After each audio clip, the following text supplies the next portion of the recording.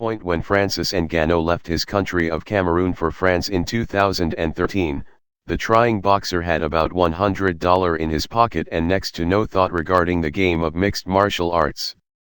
"I saw it on TV one time," the red-hot UFC heavyweight said on Monday's edition of the MMA Hour.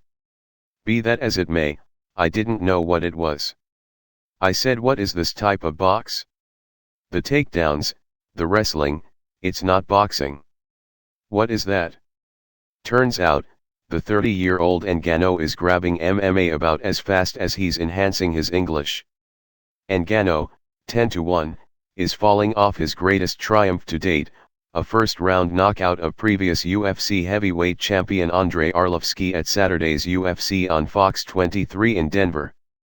Furthermore, under 4 years subsequent to waiting be instructed what this unusual game of mixed martial arts is about, he is getting out the best names his division brings to the table.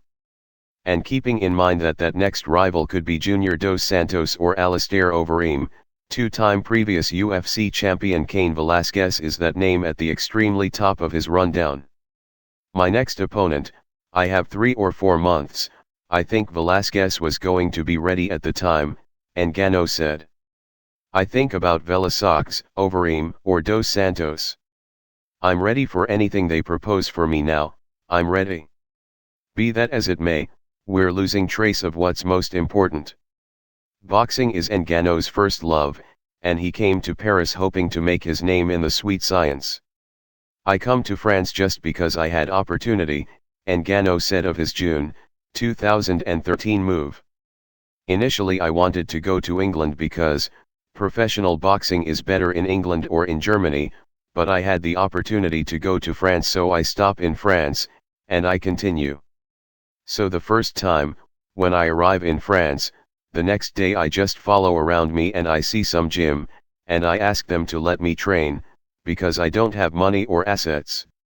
From that point, Ngannou went ahead to demonstrate exactly how awful he needed to make it, incorporating a stretch in which he spent his evenings resting in the underground parking garage of a bank since he couldn't manage the cost of a place to live. "I saw some banking, and they had underground parking. I went in the night maybe around 10, and I go and I find some place and sleep, then tomorrow morning I wake up and get out," Ngannou said. And keeping in mind that some may see that as a low point in their life, Ngannou doesn't see it that way. It was a character manufacturer from which the effective profession he's created sprang. "I still remember that time, and it's amazing to me. I think, wow, now I have opportunity to expand myself," he said. In the long run, Ngannou snared with Paris MMA Factory, which has delivered any semblance of Carl Amisu and Francis Carmont, and started contending in MMA while as yet clutching his fantasy of making it as a boxer. 2 things turned out to be clear entirely quick: 1, his preparation as a boxer served him well, as he started heaping up completions, and 2, possibly MMA was his purpose in life after all as opposed to boxing. "Boxing is not easy to make a career when you come somewhere and you didn't know anyone," Ngannou said.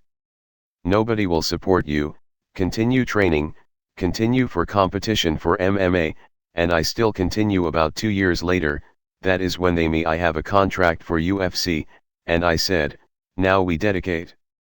That is my destiny, that is my opportunity. A lot of people don't have it in their life, so I am going to take this.